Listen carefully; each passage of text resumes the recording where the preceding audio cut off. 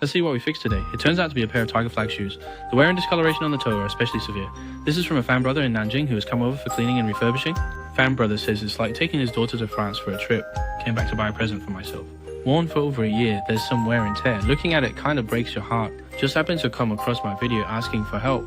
First I cleaned the shoes and let them dry, then used sandpaper to remove the wear. Then we proceed with damage repair.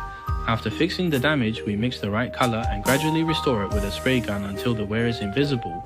The master's translation makes it look like it's newly purchased. Overall, it's very perfect and very beautiful. The fan brother is also very satisfied.